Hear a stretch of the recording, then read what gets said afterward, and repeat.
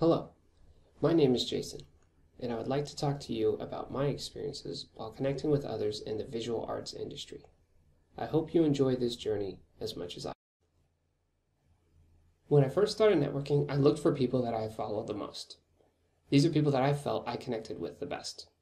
I started by looking at their websites and emailing their contact address they had listed. I introduced myself and opened with the school information and led into the project we were working on. I kept my emails short and professional, but showed my enthusiasm for their work. I wanted to show that I was a fan asking for their help on this project. I ended all of my emails with something from their work that I liked. I told one what my favorite episode of his shows were. I reached out to Dave Warnicki, Seth Andrews, and Matt Pat. Dave Warnicki is a full-time comedian and produces a variety of shows, including Do Go On, which is where I first heard of him. Seth Andrews is a radio broadcaster and author, along with professional videographer. Matt Pat is also a full-time comedian with strong researching and analytical skills. I wasn't able to get in touch with Matt Pat or Seth for this project, but I have read and reread Seth Andrews' book, Deconverted. In it, he explained how he got to where he is now, and how he gives loads of great advice for others. While speaking with him at a convention, he described how he gets his show ideas from his audience, letting them pick the shows they would like to hear. I was able to exchange a few emails with Dave, and it felt like a personal connection. He and his team create a show based on a topic, usually chosen for the audience.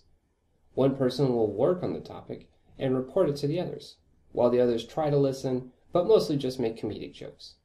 In future attempts, I suggest trying to reach out using more business emails instead of casual social media means. You will want to keep reaching out to all individuals, trying to spread your name into each community.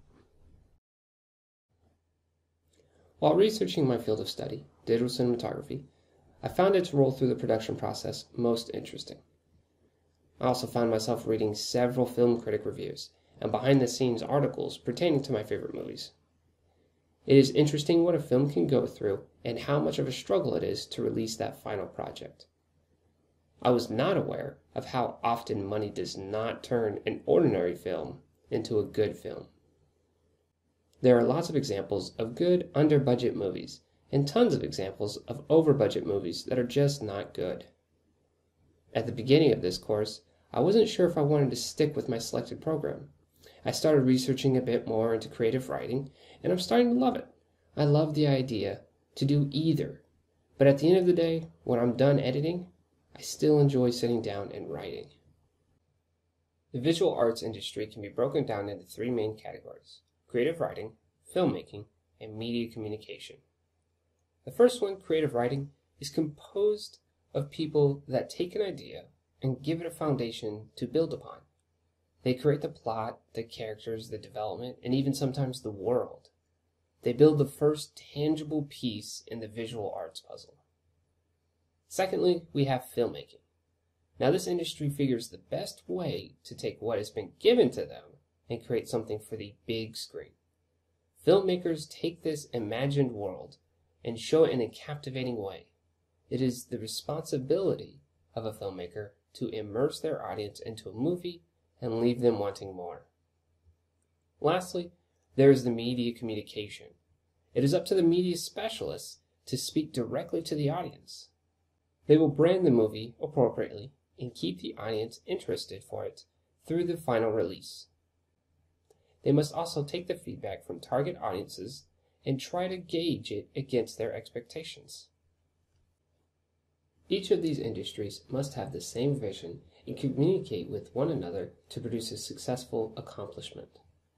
Each industry has their own tasks, and if they don't communicate even the small things like script changes, then this leads to promo issues or possibly conflicts in writing consistency. You would not want to brand a drama as a comedy, or for filmmakers to leave out a scene, creating plot holes. This is why communication is so vital. For me to become successful, I need to respect the creativity of my writers, understand the criticism from screening sessions, and communicate with all of the crew. To become a professional, required to recognize what each part of the industry does and how to use them to create something that everyone in the industry can be proud of. From hearing about my experiences in networking to how we define the visual arts, I hope you have enjoyed your time with me. Thank you and good night.